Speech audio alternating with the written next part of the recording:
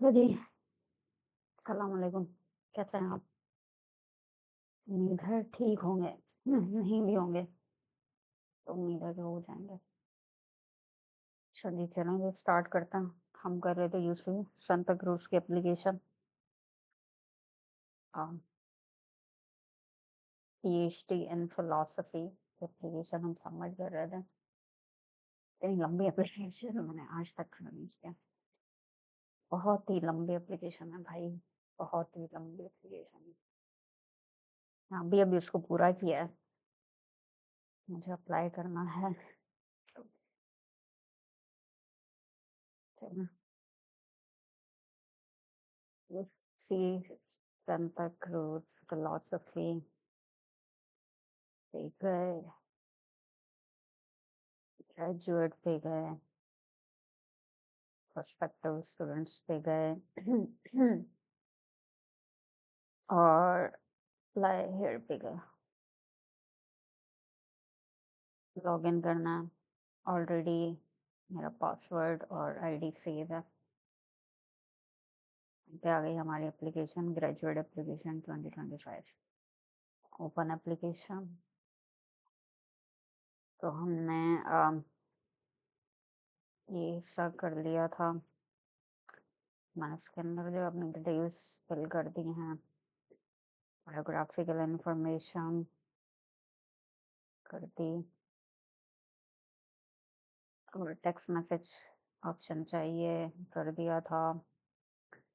नाम, जेंडर कर दिया। सिटीजनशिप इंफॉर्मेशन कर दी। रिकमेंडेशन से मैंने अपने रिकमेंडर्स भी जो हैं वो डाल दिए हैं।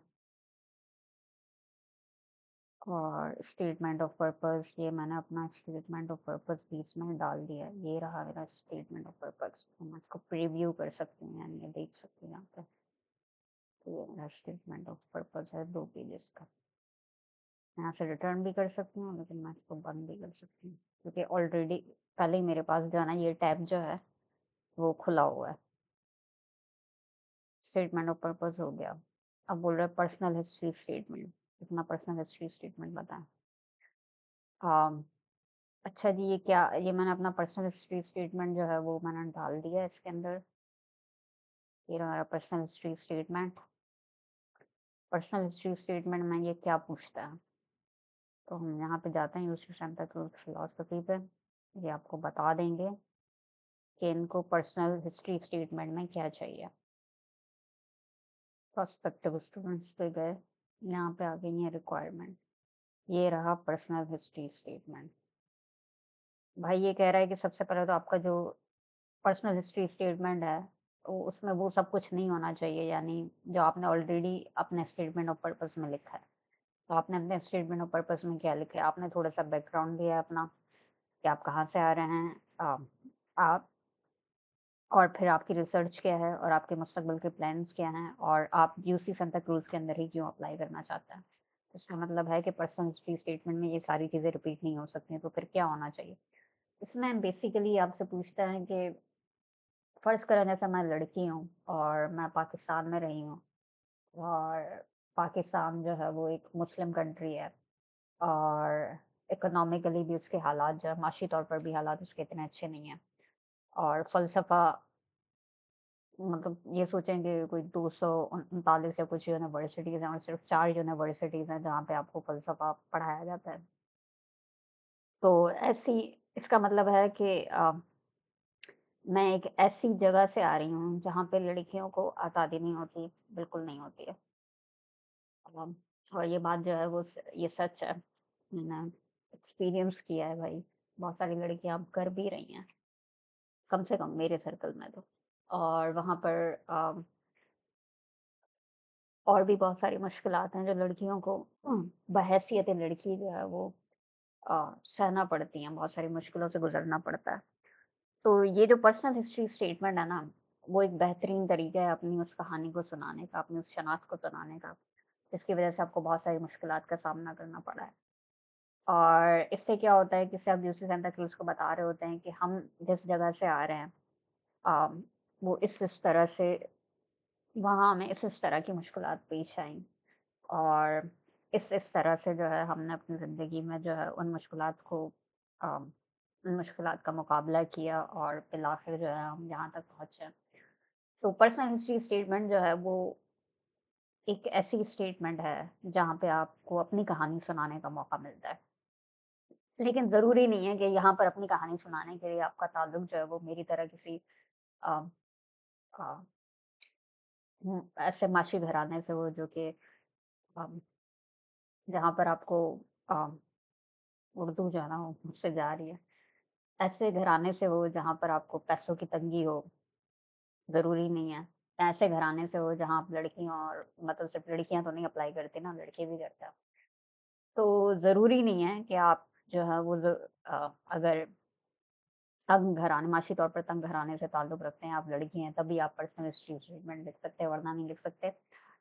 आप लड़का हैं, आप लड़की हैं, आप ट्रांसजेंडर हैं, आप इंटरसेक्स हैं, जो भी हैं आप, आपके पास कोई ना कोई कहानी ज़रूर होगी सुनाने को, जिससे आप यूनिवर्सिटी को ये बताएँगे कि जी मेरी ज़िंदगी में ये मुश्किलात थी और मेरी ज़िंदगी इस तरह से गुज़री, या अगर मुश्किलात हर किसी की ज़िंदगी में मुश्किलात होती हैं, वो किस तरह की मुश्किलात हैं। अ, वो उनके बारे में, उन सब के बारे में बताने का आपको यहाँ मौका मिलेगा और उन सब मुश्किलात के बावजूद मुश्किलात का मुकाबला किया आपने और आप आज यहाँ पहुँचे हैं। तो ये होता है असल में पर्सनल हिस्ट्री स्टेटमेंट, सही है? अ, बहुत सारी यूनिवर्सिटीज़ आपको बता देती हैं, लेकिन जहाँ-जहाँ पर्सनल हिस्ट्री स्टेटमेंट देखें, ज़्यादातर उसमें यही पूछा जाता है। तो उसने कहा है मुझे यहाँ पे कि ये तकरीबन जो है वो अ, उसने मुझे बता भी दिया है मेरे ख़्याल में कि ये तकरीबन जो है वो 1 से अ,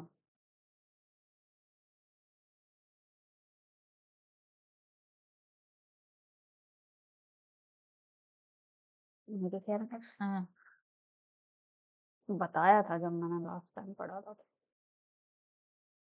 ख़ैर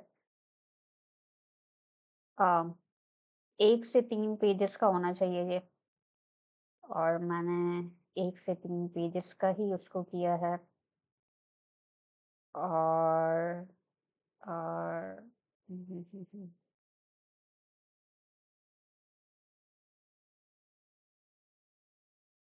लिखा हुआ था कहीं पे ख़ैर अब जो है वो चला गया है। यहाँ पे इन्होंने लिखा था।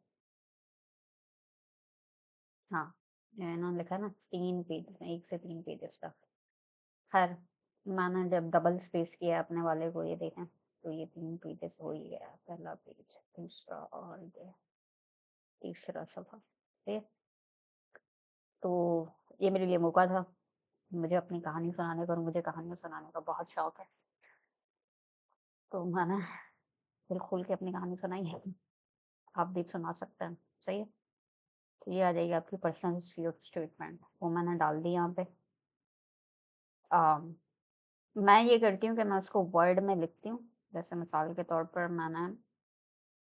अ, मेरा यहाँ पे पर्सनल हिस्ट्री स्टेटमेंट था ये, मैंने उसको लिखा है वर्ड के अंदर और उसके बाद मैं इसको क्या करती हूँ मैं अगर आपके पास ऑफ़िस माइक्रोसॉफ्ट ऑफ़िस है, तो वो माइक्रोसॉफ्ट ऑफ़िस जो है वो अगर आपके पास 2011 वाला एडिशन हो मेरे ख़्याल में मेरे पास 2016 वाला 360 वाला कुछ इस तरह है। हमारी यूनिवर्सिटी जो है यूसीएसबी जो है वो हमें सब्सक्रिप्शन देती है माइक्रोसॉफ्ट ऑफ़िस की, तो मेरे पास उनका है।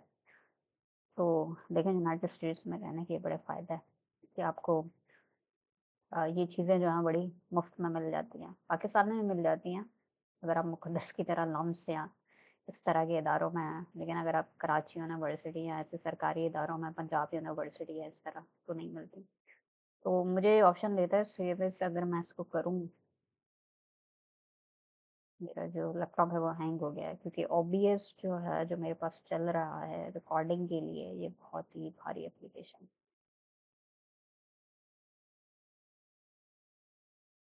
सेव एज़ आ गया ब्राउज़ करूँगी कहाँ मुझे सेव करना है इसको मैंने यूसी सांता क्रूज़ का अपने पास फ़ोल्डर बनाया हुआ है तो मैं यहाँ से इसको पीडीएफ सेलेक्ट करूँगी और ये मेरे पास सेव हो जाएगा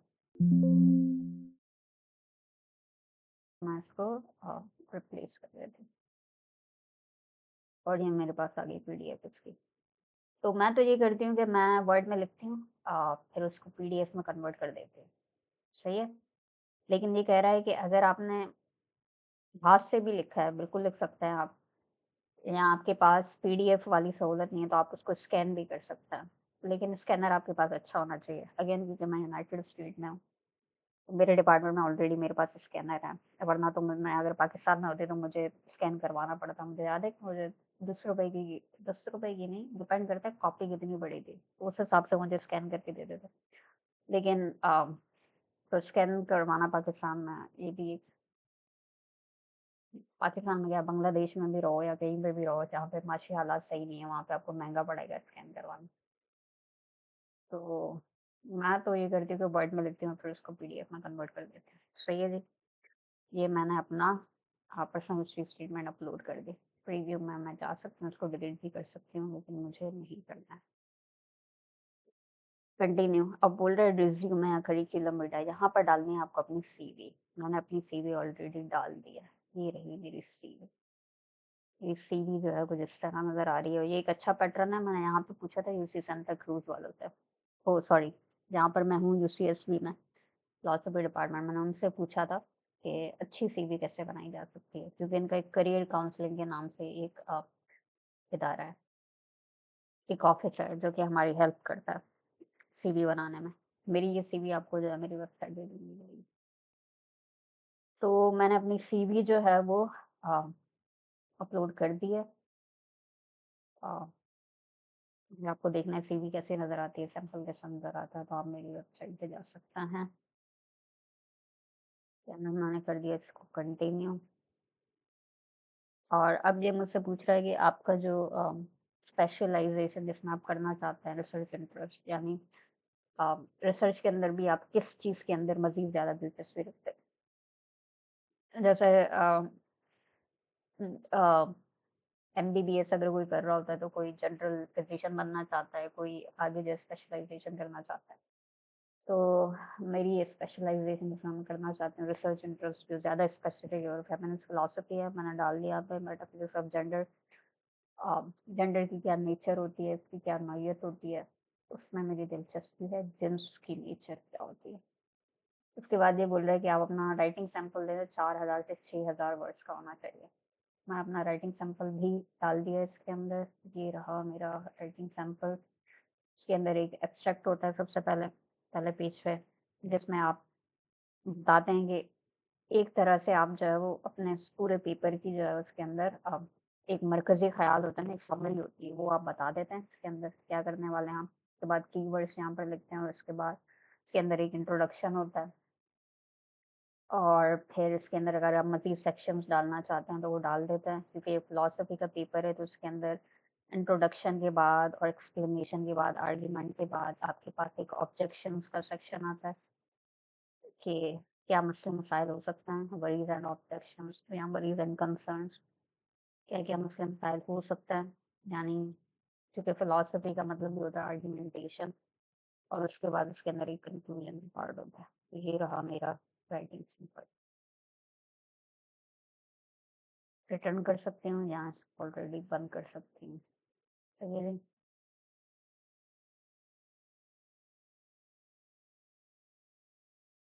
राइटिंग सैंपल हमारा आ गया इसके अंदर। राइटिंग सैंपल के बारे में हम आपको वैसे ऑलरेडी बता चुके हैं। राइटिंग सैंपल का मतलब ये होता है कि फ़लसफ़े के अंदर अगर आपने कोई पेपर लिखा है, कोई एस्से या मज़मून लिखा है जो आपको लगता है कि आपका सबसे बेस्ट मज़मून है, तो उसको आप सबमिट करें वहाँ पे। मुझे ये राइटिंग सैंपल लिखने में लगा था कोई तकरीबन पूरा 1 साल। 1 साल नहीं लगा था, जून में मैंने स्टार्ट किया था तो दिसंबर में मैंने एंड कर दिया था। तो तकरीबन मुझे 6 से 7 महीने लगे थे, लेकिन उससे पहले भी मैं सोचती रहती थी कि मुझे क्या लिखना है राइटिंग सैंपल में। तो समझ में तकरीबन 1 साल लगा था मुझे ये राइटिंग सैंपल लिखने में, और इसकी बुनियाद पर मेरा यूसीएसवी में एडमिशन हुआ था, तो मैंने सोचा इसी को दोबारा इस्तेमाल कर लेते हैं। बहुत मसरूफ़ियत थी तो नया राइटिंग सैंपल लिखने का मौका नहीं मिला, और भी बहुत मसले मसाइल हैं। ख़ैर, जो होना था वो हो गया, क्या कर सकते हैं। कंटिन्यू। अब बोल रहा है एकेडमिक हिस्ट्री के बारे में बताएँ, यहाँ पर आपको डालनी है अपनी एजुकेशन डिटेल्स। और ये मुझे बोल रहा है, अच्छा बहुत सारी यूनिवर्सिटीज़ कहती हैं कि सबसे पहले लास्ट स्कूल जिसमें आप पढ़ रहे हैं, मैं भी यूसीएसबी में पीएचडी सेकंड ईयर की स्टूडेंट हूँ, तो मैं वहाँ से शुरू कर सकती हूँ। लेकिन ये बोल रहा है कि मुझे अपनी बैचलर डिग्री से स्टार्ट करना है। यानी मेरी जो अंडर ग्रेजुएट की डिग्री है, बीए की डिग्री है, मैंने उससे स्टार्ट करना है। अगर आप बीएससी कर रहे हैं तो आपकी बीएससी की डिग्री से स्टार्ट करना है। तो मैंने किया है अपना अपना बैचलर की डिग्री से मैंने स्टार्ट किया। यहाँ पर मैंने यूनिवर्सिटी ऑफ कराची डाला तो ऑलरेडी उसने मुझे बता दिया। अच्छा, बहुत सारी यूनिवर्सिटीज़ के अंदर अगर आप इंस्टीट्यूशन का नाम डालते हैं ना तो वो आता ही नहीं है। यूनिवर्सिटी ऑफ कराची तो शायद ही कभी आ जाए क्योंकि लोग नहीं जानते कि यूनिवर्सिटी ऑफ कराची के बारे में। लेकिन जहाँ पर ये आ गया यूसी सांता क्रूज़ में, उसकी एक वजह ये हो सकती है कि कैलिफ़ोर्निया स्टेट जो है बहुत ही लिबरल है। लिबरल से मुराद है कि बहुत ही आज़ाद ख़्याल है। और मिसाल के तौर पर अभी अगर ट्रम्प सेलेक्ट हो गया यूएसए में, तो अगर आप कैलिफ़ोर्निया स्टेट में हैं तो आप एक अच्छी जगह पर हैं अमेरिका के अंदर। क्योंकि ये ट्रम्प स्टेट नहीं है मेरे ख़्याल में, हाँ, नहीं है। अ, तो एक लिबरल और बड़ी आज़ाद ख़याल स्टेट है, तो यहाँ पर इस तरह की चीज़ें बहुत ज़्यादा होती हैं कि अंडर रिप्रेजेंटेड लोगों के लिए या पाकिस्तान या बांग्लादेश या इस तरह के लोगों के लिए जो है वो उनके बारे में बहुत सोचा जाता है उनकी। तो उसका एक नतीजा ये होता है कि जब आप इनकी यूनिवर्सिटीज़ की एप्लीकेशन कैलिफ़ोर्निया सिस्टम की एप्लीकेशन फिल करते हैं तो आपको ज़्यादा मुश्किल नहीं होती अपनी यूनिवर्सिटी ऑफ कराची को ढूँढने में।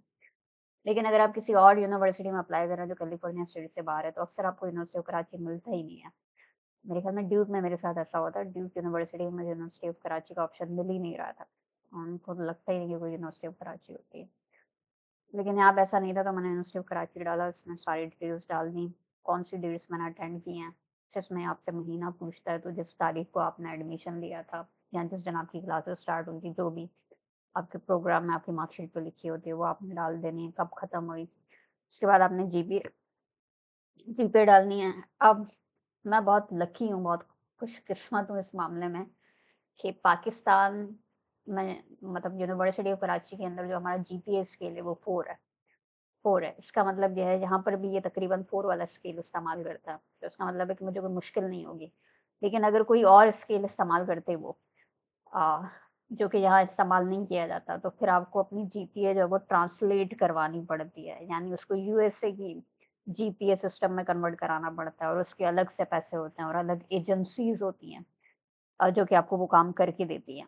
लेकिन मैं बहुत लकी हूँ कि यूनिवर्सिटी ऑफ कराची में तकरीबन 4.0 स्किल इस्तेमाल होता है और यहाँ पर भी तकरीबन नहीं होता, तो मुझे इतनी कोई मुश्किल नहीं हुई। इंग्लिश हमारी प्राइमरी लैंग्वेज नहीं है।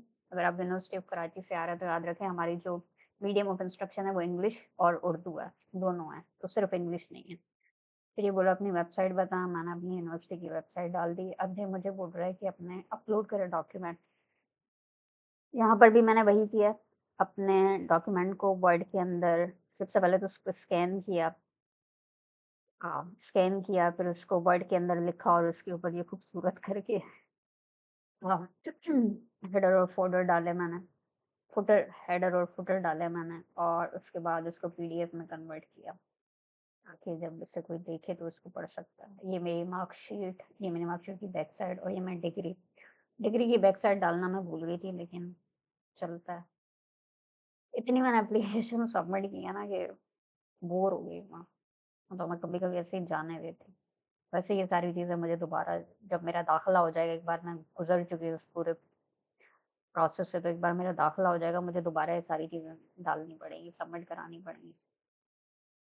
चलता है। सेव कर दिया मैंने इसको। फिर इसी तरह मैंने अपनी एमफिल की मास्टर्स की डिग्री इसी तरह डाल दी मैंने और इसी तरह मैंने इनको अपनी यूसी सेंटा बारबरा की डिग्री के बारे में बता दिया, जो कि अभी आएगी 2028 में, अगर मेरा ट्रांसफ़र नहीं होता है। उम्मीद बाकी बहुत कम है ट्रांसफ़र की क्योंकि बहुत बड़ी-बड़ी यूनिवर्सिटीज़ में मैंने अप्लाई किया है और ये है मेरी university of California Santa Barbara की ट्रांसक्रिप्ट। अगेन यहाँ पे यहाँ का जो सिस्टम है वो बहुत अच्छा है। अगर मैं पाकिस्तान में होती और मुझे केयू से अपनी मार्कशीट चाहिए होती तो मुझे वाउचर भरना पड़ता, मुझे 2-3 हफ़्ते इंतज़ार करना पड़ता, तब जाके मुझे कहीं मार्कशीट मिलती। यहाँ पर सिर्फ़ मैं ये करती हूँ कि अपने अ, हमारा जो यूसीएसबी का पोर्टल है, जो वेबसाइट है, वहाँ पर जाती हूँ मैं, गोल्ड के नाम से वो वेबसाइट है और मुझे कुछ नहीं करना होता। मुझे बस वहाँ अपनी जो मार्कशीट है वो अनऑफ़िशियल पे क्लिक करके उसको सेव कर देना होता है प्रिंट में और बस मुझे कुछ अप्लाई करने की, कुछ इस तरह करने की कोई ज़रूरत ही नहीं। और मुझे उसी वक़्त जो है मेरी मार्कशीट और मिल जाती है। उसको सेव कर दिया, ये हो गई मेरी एजुकेशनल डिटेल्स।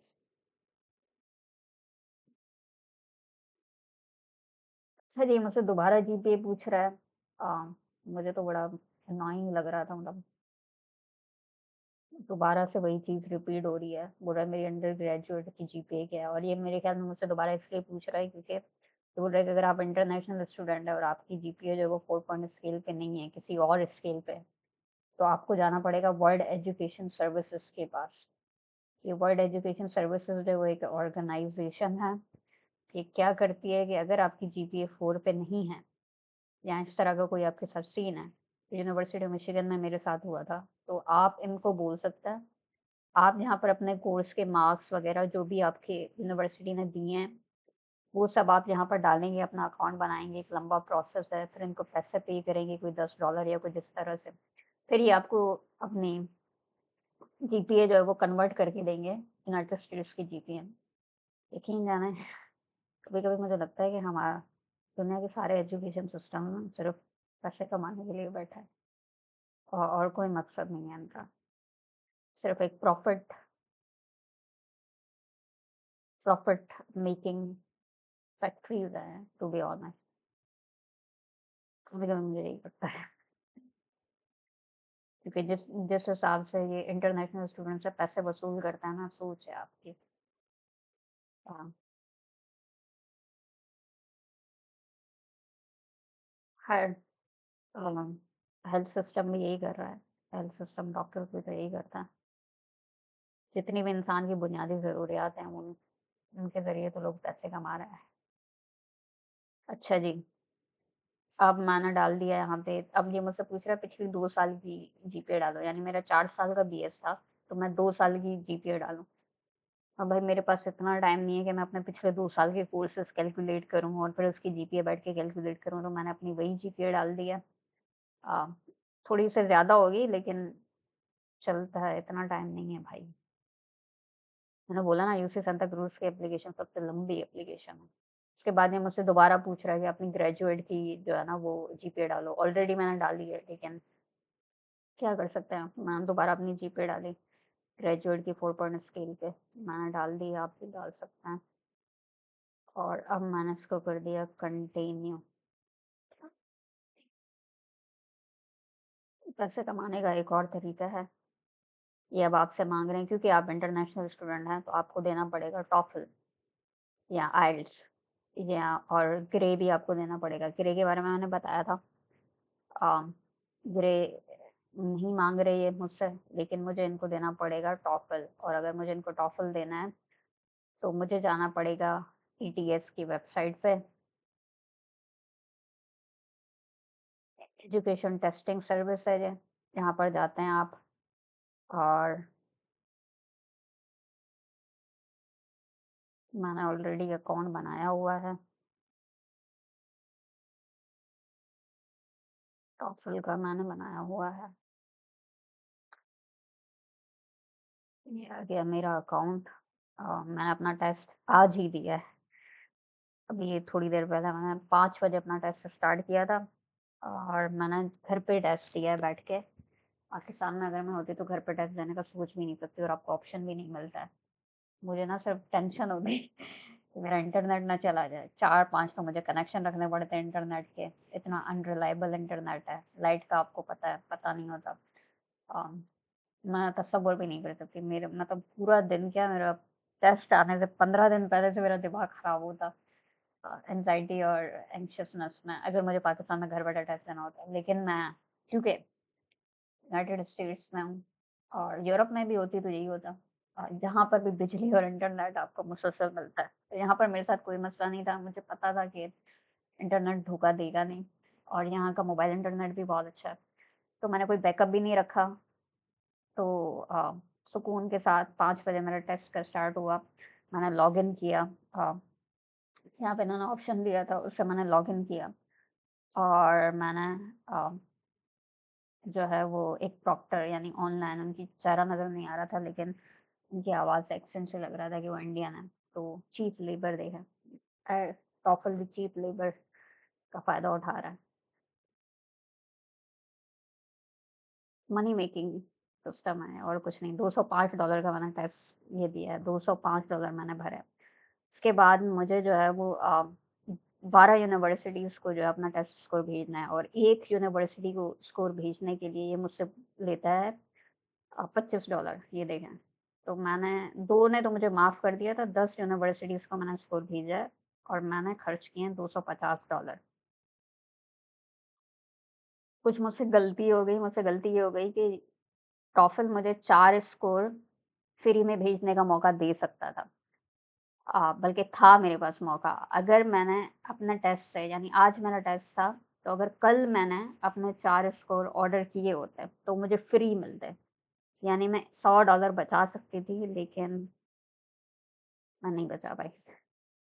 अ, मैं भूल गई और उसका नतीजा ये है कि मुझे $100 एक्स्ट्रा देने पड़ते और क्योंकि मैं यूनाइटेड स्टेट्स में रह रही हूँ, तो डॉलर्स में कमा रही हूँ, तो जादू है, मुझे तो जादू ही लगता है कि ऐसे ही मैंने $250 दिए और फेंक दिए। पाकिस्तान में मैं होती ना, तो मुझे याद है जब मैंने टॉफ़ल का टेस्ट दिया था 2022 में, अ, तो मुझे उधार लेने पड़े थे बहुत सारे लोगों से पैसे और उसके बाद जाके जो है वो कहीं मैं टॉफ़ल दे पाई थी। यहाँ पे तो मैं मतलब ऐसे पैसे फेंक रही हूँ ना, या अल्लाह माफ़ करे। मुझे पैसे बचाने चाहिए लेकिन मैं पैसे फेंक रही हूँ। तो ख़ैर $205 का मैंने टेस्ट यहाँ पे बुक किया है, $250 के मैंने अपने टेस्ट स्कोर भेजे हैं और यहाँ पे मैं यूसी सांता क्रूज़ में देखें, इनको मैंने भेजा है यहाँ पे, यूसी सांता क्रूज़ वालों को मैंने भेज दिया है अपना टेस्ट स्कोर। तो आप अपना टेस्ट स्कोर जो है वो रजिस्टर भी कर सकते हैं अगर आपने अभी तक टेस्ट नहीं दिया है, तो ये कह रहा है register for a test 2 TOEFL test देना है तो $459 $459 एक देना है तो $270 ओह माय ओह खुदाया! अभी तो मैंने $205 का दिया था, अभी $270 का टेस्ट हो गया है। भाई पैसे बनाने का तरीका है ये और कुछ नहीं है। खैर अम, मुझे तो बहुत ही हँसी आती है टॉफ़ल स्कोर और ये वाले देने पे, लेकिन मुझे याद है जब मैंने पहली बार टॉफ़ल का टेस्ट दिया था ना, इतनी नर्वस थी मैं, सुबह-सुबह मुझे जाना था अ, ये कहीं क्लिफ्टन की साइड में कहीं कोई मेरा सेंटर था और मुझे याद है मैं रास्ता भटक गई तो मैं अपनी स्कूटी पे इधर से उधर जा रही हूँ, मुझे रास्ता ही नहीं मिल रहा, मेरा दिमाग जो है वो इतनी टेंशन में भई मैंने अ, कोई 56,000 या कुछ इस तरह से मैंने पैसे दिए थे वहाँ पे। मेरी ऐसी हालत ऐसी ख़राब हो गई थी और उसके बाद आपको टेस्ट देना है जाके और ये सारी चीज़ें तो मैं पूरा टाइम जो है ना मैं टेंशन में थी और उसके बाद मैंने अपना माइक भी सही से चेक नहीं किया था, तो मुझे पता था स्पीकिंग तो मेरा बहुत ही बेकार जाएगा। लेकिन मेरा स्कोर आ गया था, मुझे चाहिए था 90 मेरा आया था 98 स्कोर, मुझे कोई मसला नहीं था और उसके बाद जब मैंने टेस्ट दिया और आज जब मैं सोचती हूँ यार, ये तो कुछ भी नहीं था, बंदा ऐसी टेंशन लेता है।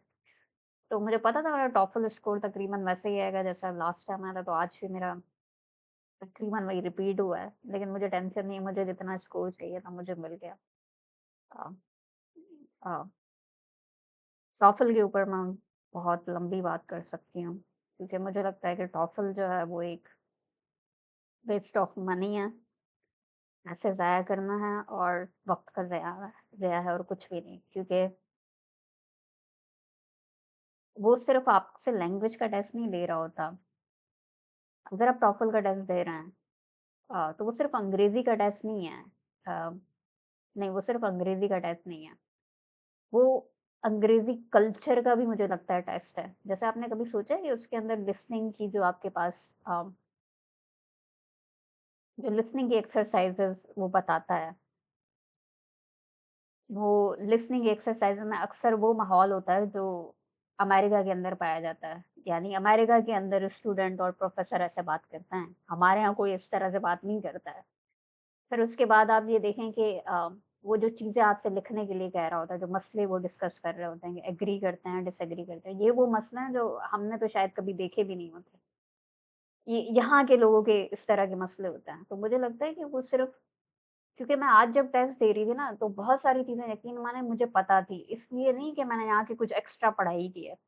मुझे इसलिए पता थी, मुझे पता है कि यहाँ का कल्चर ऐसा है, यहाँ पे लोग जब कुछ जैसे एक जो कन्वर्सेशन थी मेरी उसके अंदर था कि आ आ आपको जो है वो कंप्यूटर सिस्टम खराब हो गया और अब आपको ईमेल जो है वो मेल बॉक्स जो है वो अपना यूनिवर्सिटी का, उसको आपने बंद करवाना है या नहीं करवाना। और मैं ये सोच रही थी यार हमारी यूनिवर्सिटी कहाँ मेल बॉक्सेस देती है हमें, कोई नहीं देती है, लेकिन यहाँ पर आपको मेल बॉक्सेस मिलते हैं, इस तरह की चीज़ें मिलती हैं। तो वो सिर्फ़ अंग्रेज़ी ज़बान का टेस्ट नहीं है, अंग्रेज़ी कल्चर का टेस्ट है। स्पेशली यूनाइटेड स्टेट्स और यूरोपियन कल्चर का टेस्ट है वो। तो आप कितनी भी अंग्रेज़ी सीख लो, आप रीडिंग वाले पैसेज को चलो कुछ ना कुछ कर लोगे, उसमें आर्ट के बारे में हिस्टोरिकल चीज़ें आपसे पूछी जाती हैं। लेकिन जो बाकी चीज़ें हैं वो बिना उस कल्चर में रहे आप कितनी भी कोशिश कर लो, हमेशा एक गैप रहेगा आपके दरमियान और उस कल्चर के दरमियान, क्योंकि आप यूनाइटेड स्टेट्स का पार्ट नहीं हो, उस कल्चर का पार्ट नहीं हो। ये बात आपको समझ आएगी जब आप यूनाइटेड स्टेट्स में आओगे और आप दोबारा से टॉफल का टेस्ट दोगे और आपको समझ आएगा यार ये सिचुएशन तो यहीं पर होती है इस तरह की चीज़ें। हमारे यहाँ तो इस तरह की चीज़ें होती ही नहीं है। तो मुझे लगता है ये पैसों का ज़ाया है और ये पैसे कमाने का सिर्फ़ एक तरीका है और कुछ नहीं। और मुझे ज़्यादा हँसी इस बात पे आ रही है कि मैं अमेरिका में रह रही हूँ। 1 साल मुझे हो गया है, अभी मेरा दूसरा साल शुरू हो रहा है। फिर भी इनको सबूत चाहिए कि मुझे अंग्रेज़ी आती है कि नहीं आती है। तो यही है मुझे, और क्या वजह हो सकती है? एक बंदा अमेरिका में रह रहा है ऑलरेडी, पढ़ा भी रहा है, मैं पढ़ा भी रही हूँ, 2 क्वार्टर मैं पढ़ा चुकी हूँ, अभी मेरा तीसरा क्वार्टर होगा यहाँ पे। तो मैंने कैसे सर्वाइव किया अगर मुझे अंग्रेज़ी नहीं आती है तो? लेकिन फिर भी इनको अंग्रेज़ी का टेस्ट चाहिए तो क्या कर सकते हैं भाई, मैंने टेस्ट लिया। पहले भी मेरा लिसनिंग में कोई 24 आया था, इस बार मेरा 30 आया है। चलो कुछ नहीं होता। रीडिंग में जो है लास्ट टाइम भी मेरा 24 आया था, आज भी 24 आया। तो मुझे लगता है ये जो स्कोर आपका बढ़ेगा ना, ये अंग्रेज़ी पढ़ने से नहीं बढ़ेगा। हाँ, इस मुझे लगता है कि अगर मैं 2-3 साल बाद, 4-5 साल बाद यहाँ अमेरिका में रहने के बाद दोबारा टॉफ़ल का टेस्ट दूँ तो परफेक्ट 30 तो आ ही जाएगा मेरा। अच्छा जी, बहुत लंबी बात कर सकती हूँ मैं टॉफ़ल की। बहुत, बल्कि हम बहुत बात करते भी हैं, मैं और मेरे दोस्त। और पैसों का ज़ाया है और कुछ भी नहीं। ख़ैर मैंने दे दिया अपना टेस्ट, दिया मैंने स्कोर डाल दिया, अभी मेरा दूसरा स्कोर आया नहीं क्योंकि टॉफ़ल वाले आपको आपका लिसनिंग और स्पीक नहीं, लिसनिंग और रीडिंग का स्कोर जो है उसी वक़्त बता देते हैं। तो लिसनिंग 30 रीडिंग 24 आ जाएगा 90, 90 चाहिए मुझे, 23-24 आ गया तो दूसरा में 20-20 भी आ जाए तो आ जाएगा। अच्छा जी, लेकिन जितना रिलैक्स होके मैं टॉफ़ल का टेस्ट दिया था, मुझे हँसी आ रही है कि मैं 2022 में इतनी परेशान थी इस टेस्ट के लिए। और मुझे यकीन है कि आप लोग भी परेशान होंगे, लेकिन नथिंग, बट ये आपको अभी नहीं समझ आएगा। अच्छा जी, टॉफ़ल का टेस्ट दे दिया मैंने, कंटिन्यू। ऑलरेडी 33 मिनट हो गए हैं। अच्छा जी, उसके बाद ये बोल रहा है कि are you a native English speaker? हुँ, नहीं जी, मेरी जो स्थानीय मेरे ख़्याल में ज़बान है वो अंग्रेज़ी नहीं है। उसके बाद ये पूछ रहा है आपकी नेटिव लैंग्वेज क्या है? ये भी मेरे लिए बहुत कन्फ्यूज़िंग है क्योंकि आपके सिंधी भी है और उर्दू भी है। मुझे समझ नहीं आता कि मैं क्या लिखूँ, तो यहाँ पे सिंधी का ऑप्शन था नहीं, तो मैंने उर्दू लिख दिया। अब उसके बाद ये बोल रहा है कि अगर आपकी नेटिव ज़बान वो नहीं है, वही दोबारा सवाल पूछ रहा है। बहुत ही इरिटेटिंग एप्लीकेशन है यूसी सेंटा क्रूज़ वाला ये, टू बी ऑनेस्ट। ये अगर वो वीडियो देखेंगे ना मुझे एडमिशन देंगे ही नहीं। चलो कुछ नहीं होता, ज़िंदगी गुज़र जाएगी। इतनी गुज़र गई है, आगे भी गुज़र ही जाएगी। अच्छा जी, हाँ, अगर आपकी नेटिव लैंग्वेज इंग्लिश नहीं है, तो फिर आप इंग्लिश लैंग्वेज की रिक्वायरमेंट कैसे पूरी करेंगे? भाई मैं टॉफ़ल दूँगी। अच्छा जी, कब और कैसे देंगे? तारीख लिख दी मैंने। अच्छा, एक अपॉइंटमेंट नंबर देते हैं टॉफ़ल वाले आपको, वो मैंने यहाँ पर लिख दिया है। टोफल स्कोर अगर आपको याद है 0 से 120 आ जाएगा कोई 90s तक।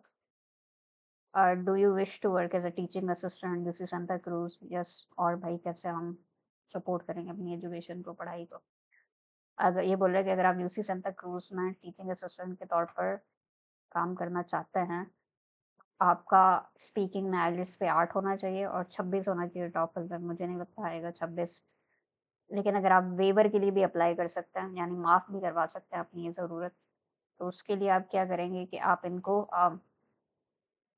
सबूत देंगे कि आप पहले से ही एक टीचिंग असिस्टेंट के तौर पर यहाँ पर पढ़ा चुके हैं, मैं पढ़ा चुकी हूँ, तो मैं सबूत दे दूँगी। तो do you have a qualifying score? नहीं है भाई, मेरा आइलेट्स में 8 और टॉफल में 26 नहीं आ सकता। तो मैंने कर दिया नो। अच्छा जी, आप वेवर के लिए अप्लाई करेंगे? हाँ, मैं वेवर के लिए अप्लाई करूँगी, यस। उसके बाद ये बोल रहा है कि अगर आपको एडमिशन मिल भी जाता है, तो ये मत समझें कि आप फ़ौरन टीए करने लग जाएँगे, टीचिंग असिस्टेंटशिप करने लग जाएँगे। आपको एक और डिपार्टमेंट का अंग्रेज़ी का टेस्ट पास करना पड़ेगा, जो कि मैंने ईज़िली कर लिया था यूसी सेंटा बारबरा में। अ, मतलब मैं ऐसे थोड़ी ना सर्वाइव किया बिना अंग्रेज़ी के। तो ये मुझे कोई मसला नहीं है, ये हो जाएगा। और उसके बाद ये बोल रहा है कि अगर आपको इसके मुतालिक मज़ीद जानकारी चाहिए तो अपने डिपार्टमेंट के जानकार से बात करें, जो कि इन सब चीज़ों का ज़िम्मेदार है। ओके जी। नहीं भाई, कोई मसला नहीं है। कंटिन्यू। चलें जी, ये वाली जो है इससे तीसरी वीडियो बनानी पड़ेगी मुझे लगता है। तीसरी नहीं, चौथी वीडियो बनानी पड़ेगी। ऑलरेडी 36 मिनट की वीडियो हो गई है। बहुत ही लंबी एप्लीकेशन है। बहुत ही लंबी तरीन एप्लीकेशन है यूसी सेंटा क्रूज़ वालों की। अच्छा, तो बोस्टन यूनिवर्सिटी की भी बहुत लंबी चौड़ी है। उनका तो एक अलग ही उन्होंने कंपनी को एक कॉन्ट्रैक्ट दिया हुआ है, वो हमसे सारी एप्लीकेशंस लेता है। तो आप बोस्टन यूनिवर्सिटी में जाके अप्लाई कर भी नहीं सकते हैं। हाँ, लेकिन ज़्यादातर यूनिवर्सिटीज़ के अपने इसी तरह का सिस्टम होता है, जैसे यूसी सेंटा क्रूज़ वालों पे साइड में ही पेज दिया होता है और इस तरह से। चलिए जी, क्या करेंगे? मिलते हैं इसके बाद वाली वीडियो में। तो उम्मीद है कि वहाँ पर जो है वो एप्लीकेशन फिनिश हो जाएगी। ओके जी, अल्लाह हाफ़िज़।